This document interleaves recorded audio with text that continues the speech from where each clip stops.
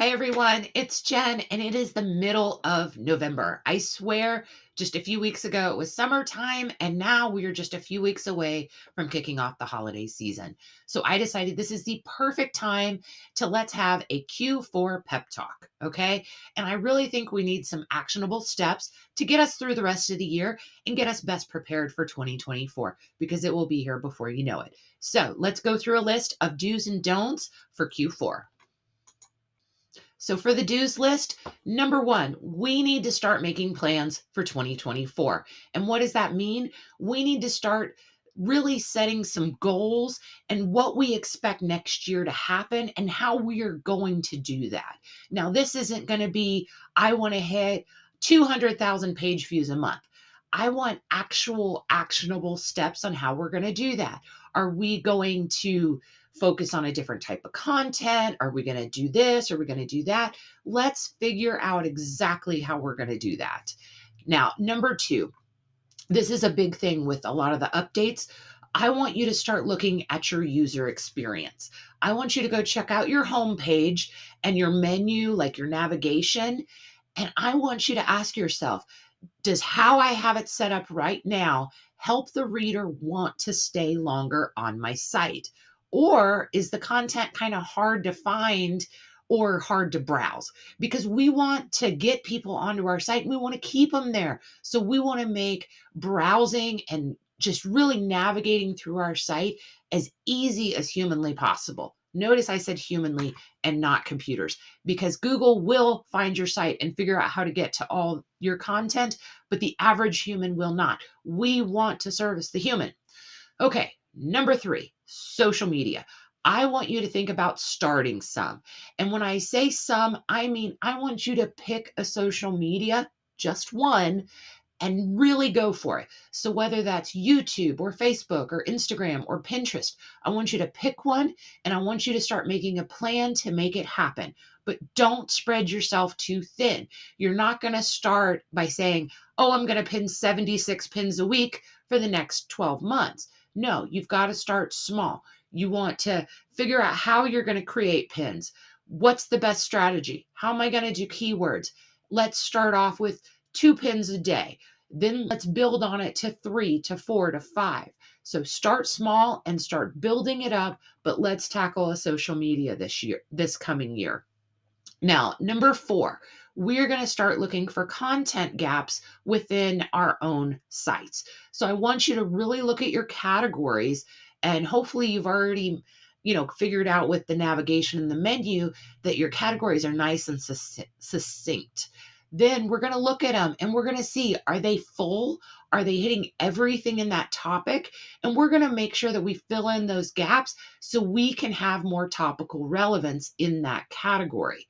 And if you're just kind of figuring out your site, I recommend that you start with 3 main categories for your site. And these are your focuses of where your site is about. So your site might be about dogs, but your 3 main categories could be activities with your dogs, nutrition for your dogs, and general upkeep and maintenance of your dogs. And then you would have those 3 categories completely filled out before you start adding more categories in.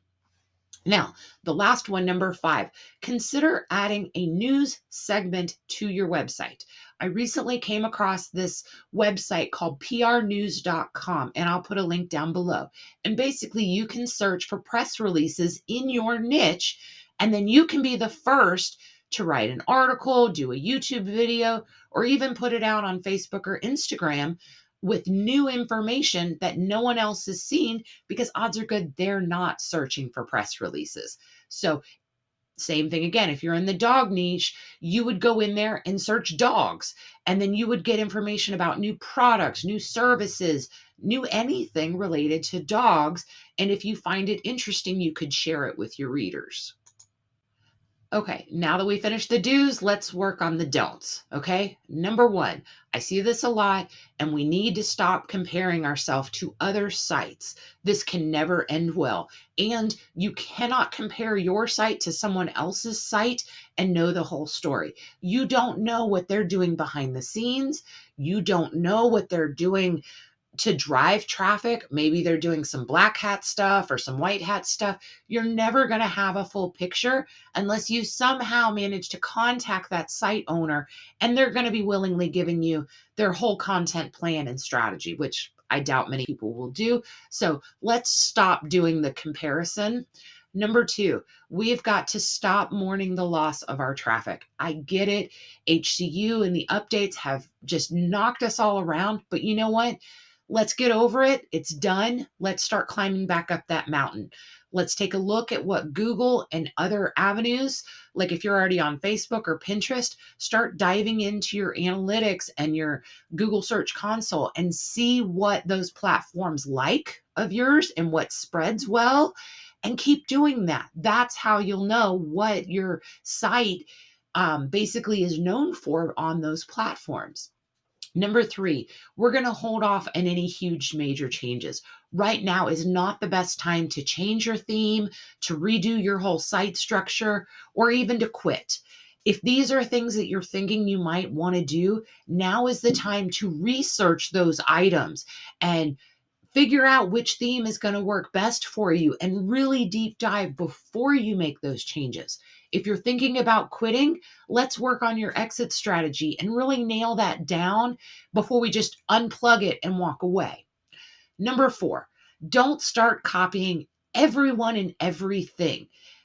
I agree that finding new ideas and new strategies is a wonderful thing, but you cannot do 76 new experiments on your site and be able to definitively say, this is what helped or this didn't help. So pick one strategy or one idea and give it time to work, to test it, because most of these ideas and strategies, they're not going to produce instant results. You're going to need to give them time to really bake in the oven and see what happens. So just pick one at a time and work on it. And then in a couple months, pick another one.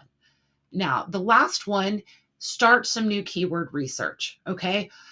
Keyword research is not a one and done step. It's not something you do at the very beginning and then you don't ever have to worry about again. It's something that constantly needs evolving. And one of the best ways to do this is to start checking out the socials for trends. If you can jump on a trend that's just started or even that's in the middle, you can gain so much traffic. And the great thing about trending items and trending products is that a lot of times there's little to zero competition. These bigger publications, they don't have boots on the ground where they can see things before they take off.